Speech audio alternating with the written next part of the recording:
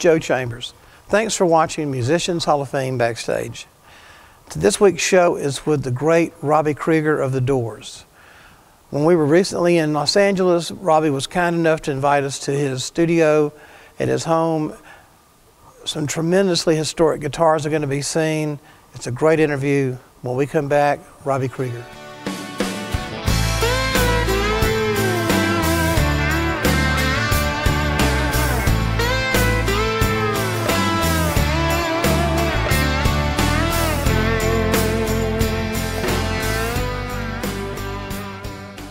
Welcome back to Musicians Hall of Fame Backstage with Robby Krieger.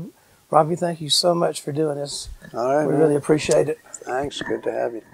Thank you. At my house. Like I ask everybody, we want the show to be interesting to the general public, but we also kind of gear it toward musicians as well.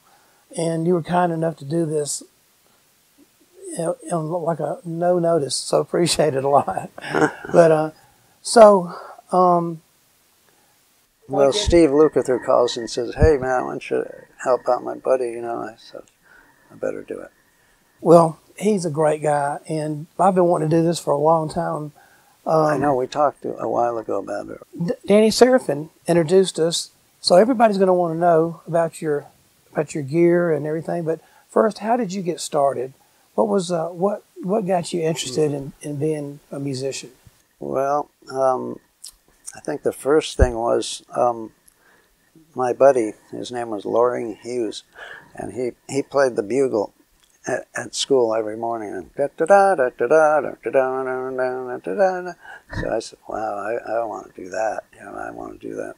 So he said, "Well, you know, it's bugles is different because the trumpet has valves. You know, you got to first learn to play trumpet."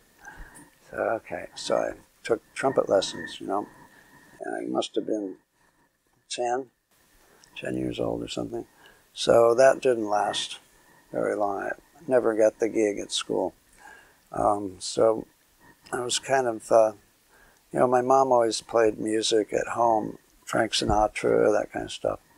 And then finally Elvis came out, and that turned a light bulb off on me. And but then my dad had these flamenco records, flamenco guitar.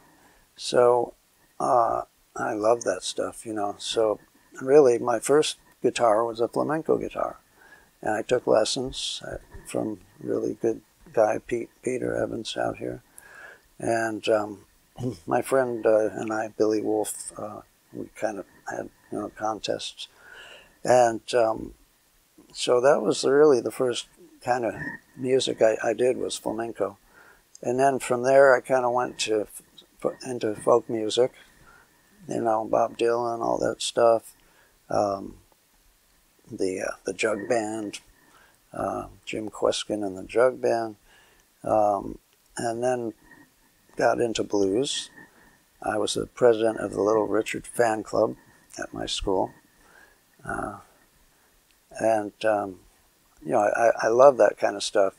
But for me, rock was, at that point, was kind of corny. You know, it was the early Beach Boys stuff and the early Beatles, and that really wasn't doing it much for me. And then until one day, I went and saw Chuck Berry. And this was at a blues festival. And it was Big Mama Thornton. It was the Chambers Brothers, who at that time were really a blues band. You know, they hadn't done any rock and roll yet. This was like 64 maybe, 63. And that just blew me away. And Chuck Berry, because this was before he kind of got pissed off and, you know, mad at the world. And started using pickup bands and stuff like that. So this one he had Johnny Johnson, and he had the real guys. His bass player played with one hand. He didn't pick. He just boom, boom, boom, boom, boom. It's amazing, you know. And the next day I went out and went to the pawn shop, Santa Monica, called Ace Loans. That's where everybody used to get their guitars back then. And I wanted to get a 335 like Chuck Berry had, but they were too expensive. So I ended up with a Melody Maker. That was the cheapest Gibson, red Gibson I could get. And that was a great guitar. I used it on the first two Doors albums. Well, let me ask you, was that like a double cut Melody Yeah, Maker? double cutaway. It looked just like my SG, except it had the crummy pickups. Yeah, singles. Which were not crummy. Single coil pickups, I should say. But they sound pretty good on those records. I wish I wish that guy hadn't stole it. I do too. Now, if whoever has my guitar, please call the Doors office in L.A. I'll pay you double. You got the Flamingo guitar, but how did you get that? And well, I talked my dad into buying it. It was actually really a good flamenco guitar. It was a Mexican guitar, but the guy who made it was related to Ramirez, who makes the really good flamenco guitars in Spain. And he knew what he was doing, man. It was for $150. It was really a good flamenco guitar. that was a pretty good little chunk of money though at that time too. Yeah. My dad stepped up, and because up until then I was kind of a loose cannon. I just wasn't interested in anything but getting in trouble. So my dad noticed that I was really into the music, and so he went and bought me that guitar. How did you how were you able to afford your Melody Maker? That one I traded in my flamenco guitar to get. So that's what happened to the Flamingo. Okay. Yeah, but I did get a real Ramirez shortly after that. My dad had a business trip to Spain. I talked him into going to Ramirez's shop. I said, please, for my birthday, or something, get me a flamenco guitar. And I still have that one. It's 1963. That's great. What happened after? I mean, how did you? Well, I had met John Densmore in high school as well. Before I went up to Menlo, I was at University High School here in L.A., and he was in the jazz band playing drums. And so we used to go out to the jazz clubs and sneak in and see, Roland Kirk, Miles Davis, all kinds of really cool jazz stuff. And, I couldn't play it, so I didn't even try, but I just really dug it, And so Densmore met Ray Manzarek, and he was the first one to be inducted into the Doors, and then John got me in afterwards. So, unbelievably, I guess one of the greatest things that could have happened to you was learning flamenco guitar. I mean, Definitely, because that gave you a whole different sound than anybody else. Yeah, and I had to do the correct fingering, and so I really knew the classical positions and stuff, which a lot of rock guitars never did bother with. I'm not saying that gives you a different sound, but it does. It's a definite mood about it, about doing things. You may be the first person that actually played electric rock flamenco guitar, really, do you think? It could be. Because some of your riffs were so unique. Well, yeah, and then we had Spanish Caravan, which was, I actually played that on a flamenco guitar, that intro, and then halfway during the song, then it goes to electric. But it's definitely inspired by flamenco. So you had the Gibson Melody Maker. What amplifier did you have when you started? See, my first amp was the Magnetone. Magnetone. Yeah. Had the two 12s, and it had a real good stereo effect. It was actually stereo. When the Doors started, I'd only been playing electric for maybe a year. maybe a little more. So I was kind of just finding my way, you know. And so playing with Ray and John, who, you know, they were both there. Ray had some classical in him and blues, and John was more jazz. So it was really, my style was really molded by playing with those guys. What was it that made y'all decide not to get another bass player? Well, we thought we would. I mean, we tried to get a bass player. You know, we tried a number of bass players, but Ray had this piano bass where he'd just play it with his left hand and play the organ with the right hand. So rather than have to pay another guy, you know, or split up the money, you know, that seemed to be working pretty good. And I'm glad we did that, because that really kind of helped our sound develop, because his left hand was kind of on automatic pilot, and it kind of made him play really monotonous bass lines, but weird bass lines that you wouldn't hear a regular bass player play, you know, so it sounded different. And like on the first album, we just used mostly the piano bass, and then I actually overdubbed a real bass on a couple of the songs, Soul Kitchen, Backdoor Man, a couple of those. And then we had this guy, Larry KNECHTEL, who was a really cool session guy. Is he in the Hall of Fame? He actually played bass on Light My Fire, and he just copied exactly what Ray. So if you really listen with the headphones, you can hear two basses on that song. I had seen where Ray, in a documentary, had said that Larry had gone back, since he was a keyboard and a bass player, and would do that so you'd have an actual bass, string bass on your records. Right. But also, didn't you have Chef, Jerry? Yeah. After the first album, we always had a bass player. At first, it was a guy named Doug Blubon.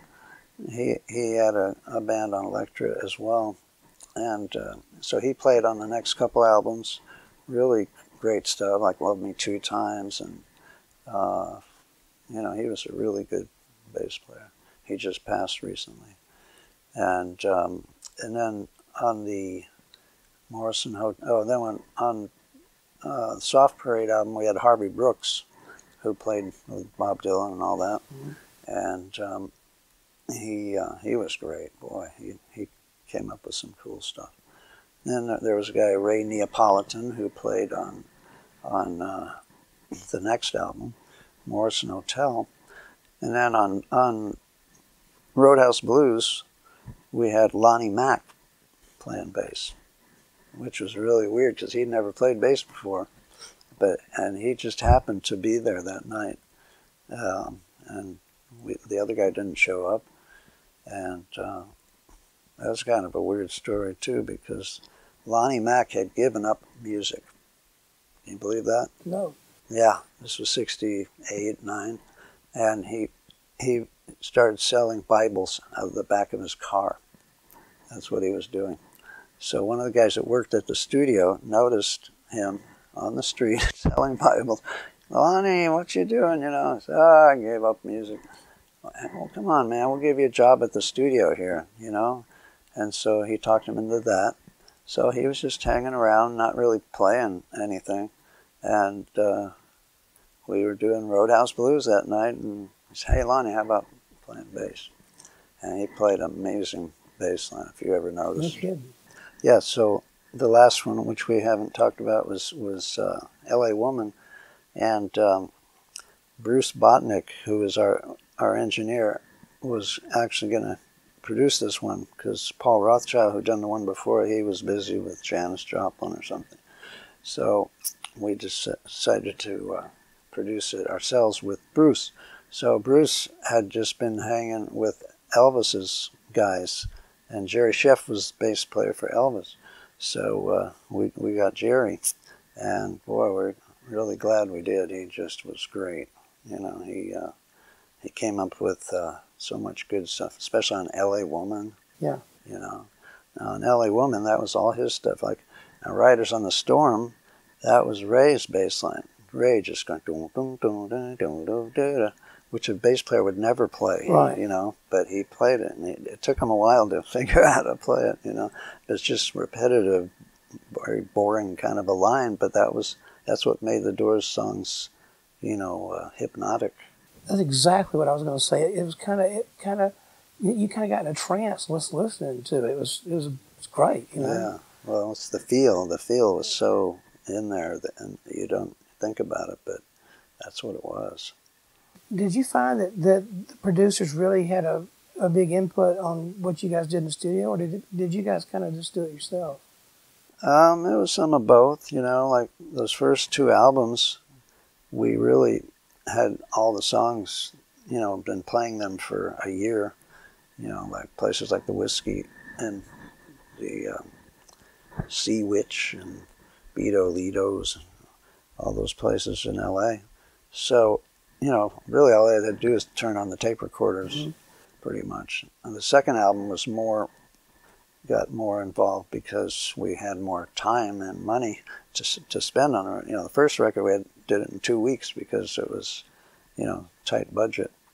But, you know, after Light My Fire hit, then we did the second album. Okay, take your time, you know. You can have a little more studio time.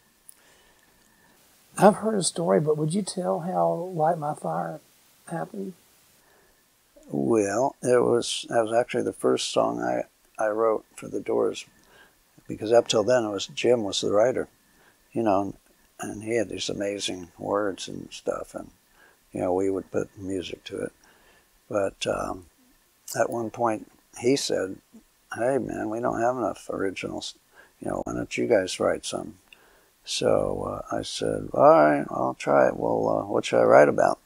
And he said, "Something that won't be out of season, you know, next year. You know, write something that'll be forever." So I said, "Okay, I'll write about earth, air, fire, or water." Whoa, that's incredible. Yeah. And that was your first song you wrote? Yeah, pretty much. Kind of unreal. Yeah, been all downhill ever since. Well, don't you love her madly? I mean, gee whiz, that's a real song, though, right? I mean, that's Yeah, really happened. Jerry Scheff did a great bass line on that too. He really did. Is that true? How you wrote that song? Yeah, that's my wife downstairs that I was talking about, how she used to slam the door when she walked. And we had an argument. Don't you love her as she's walking out the door? Those are always the greatest. I mean, because people can relate to that, whether they realize it, why, they just do, you know. And, yeah. And, you know, everybody that had a relationship saw their wife, girlfriend doing that at some point in her life, you know. Right, exactly, so they can relate. Right. That's incredible. That's one of my favorites. Yeah, and then I did Touch Me. And Touch Me was actually, before it was Touch Me, it was Hit Me, Babe. It was about, I wrote it about playing blackjack. You know, where you go, hit me, hit me again. Can't you see I'm not afraid? Hit me, you know. But then Jim didn't like that because he thought people might take it literally and try to hit him. I asked Felix Cavalieri a few weeks ago, I'll ask you the same question if you don't mind. What was it like for you to be on the Ed Sullivan Show?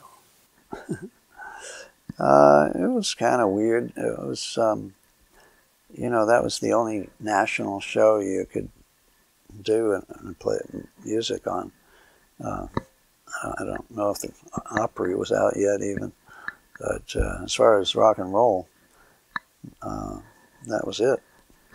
And, you know, it was kind of a corny show, really. It was, you know, they'd have, you know, comedians and animal acts and stuff like that. But, you know, we decided to do it. And they didn't want us to say, "Babe, you can't get much higher." So, you know, we thought they were kidding, you know. So we just did it the normal way. And I said, "You'll never play Ed Sullivan again." I just thought that the set that they did with you guys on the Ed Sullivan Show was incredible. Yeah, Didn't you like that? That was kind of nice. Yeah. Yeah. Yeah. The one they did on the Smothers Brothers was better, I thought. What was that? It was like big spider webs and stuff. And no, it was fun being on Ed Sullivan. I mean, it's national TV. It's the big, you know, New York, big theater. So, yeah, I'm sure it definitely helped us take off. You know, the Stones did it, and they asked them to say, instead of, they had to change their words to spend the night to not spend some time together. Yeah. And they did it. So, Doors, yay, Stones, boo. So you had a lot of covers on Light My Fire. What was your favorite person that did a cover of your song? Phew, that's a good one. Well, I have to say Jose Feliciano, because, you know, he was the first one that covered it. And, you know, he did it totally different than us, but it still became a #1 hit and made his whole career just like it did ours. So that shows the strength of that song. You can do it, you know, totally different, and it still works. And then after he did it, everybody started doing it. All the like big bands, you know, Tommy Dorsey and Buddy Rich, all those guys did it, and it became what's called a standard, and that means you make a lot of money. Right. Which we wouldn't have had Jose not done it. So at first I didn't like his version that much. I said, geez, he didn't even do the dun, dun, dun, dun, dun, dun, dun part. And, you know, the essence of the song really is more the A minor to F sharp, that part. So, and he really played some nice stuff, nice guitar stuff in that. Hey, we'll be right back in just 1 second. Hey Musicians Hall of Fame and Museum Backstage fans, check out our new Backstage gear. From t-shirts to coffee mugs, we've got you covered. Not yet a fan? Check out our YouTube channel and enjoy some intimate conversations with the world's best musicians. Dream Events and Catering is Nashville's leading full-service event and catering company. Grounded in exceptional customer service, creative expertise, and dreaming big, we imagine your next event as memorable, meaningful, and delicious. The Musicians Hall of Fame and Museum has been celebrating the men and women who make the music of our lives since 2006. The Musicians Hall of Fame is the one and only museum in the world that honors the musicians that played on the greatest recordings of all time. It's a music city, huh? It's, I mean, where else are you going to get the cats, all the cats that are in this room?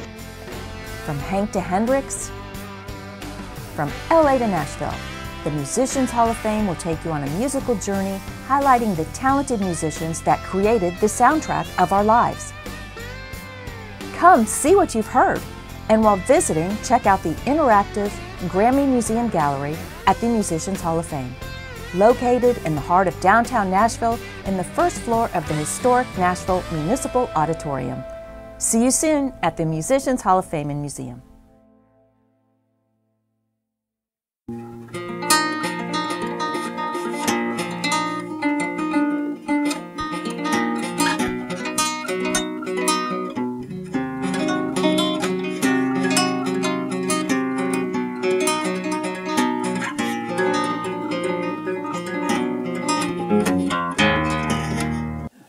Welcome back to Musicians Hall of Fame Backstage with the great Robby Krieger. 1963, can you see that? Did you use this on any Doors recordings? Yeah, I use this on Spanish Caravan. Wow, Yeah. that's great. Yeah. Robby, tell us about this. It's 1954. I got it from a guy, this friend of mine named Rocky, for $400. And that was kind of a lot in those days, even Yeah. early '66, because these, you know, the Black Beauties were not regarded as highly as the other, you know, Les Pauls. But I think they're great, you know. This is what I used for slide and most of all the Doors stuff. If you watch the Doors at the Hollywood Bowl, you'll see this guitar. Right, right. And there's a video of us when we recorded Wild Child. Mm-hmm. That has this one in it too. I like how yellow it got. Oh, yeah, it's gorgeous. Yeah. Now, what's the story on the pickup here? There was something wrong with the pickup when I got it, so I got this. What do you call it? Who's the guy that makes Seymour? it? Yeah, Seymour Duncan pickup. So when did you add that to it? It was back when I first got it, pretty much. So that was the pickup that was on the records and concerts? Yeah. Yep. So now, is Gibson still making these? Nah, they only made like 100 of them. Whoa. Yeah. That'd be nice to have too. I know. I got another one. Yeah. So I'm sure you don't My take son this one has out. one. No, I wouldn't check it out. Yeah. But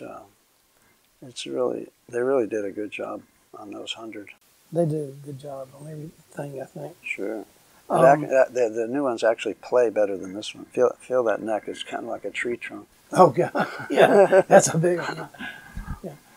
So you were telling me about your SG. Now they've made a Robby Krieger reissue SG, which I personally love that guitar that they make. And I was at the custom shop when they were just coming out with it, and I just loved it. What was the story on your original one? Well, like I say, the original one got stolen, and it was actually a Melody Maker. So it had the black half-stack pickups. And then when that got stolen, I think I had a black Les Paul, a black SG with the 3 pickups, mm-hmm. with the gold pickups. Yeah. And then I didn't really like that one much, so I got a red SG, like this one. It's actually that one. So it was pretty much like this. It was a 67, like this is. And this one here, my friend Marco found it in a hawk shop about 30 years ago. He said, "Hey, you got to check this guitar out. It's just like your old one." And so I got it. So this is what they copied? No. Yes. This is the, it's not the real one from back in the day, but it's a really 67, and it's I've had it for maybe 30 years. Yeah. So now next year they're going to make this exact guitar again, going to do a model, and somewhere on it's going to be one of my paintings. So that'll be different. You want to see the model? Yeah, let's look at that one if you don't mind. Let's put them side by side so you can see. So the only difference really is the neck on this one is from a 61 Les Paul Jr., which my friend had one, and he let us use it to copy. But this next one that's coming out is going to have this neck, which I think I like better now, after using this one and this one, to, side by side. This is wider and flatter, mm-hmm. which a lot of people like, and this one is a little more round. All right. Well, again, thank you so much for doing this, Robby. All right, man. Well, thanks for coming, and hopefully I'll be back to Nashville to visit y'all. Thank you for watching, and we'll see you next week on Musicians Hall of Fame Backstage.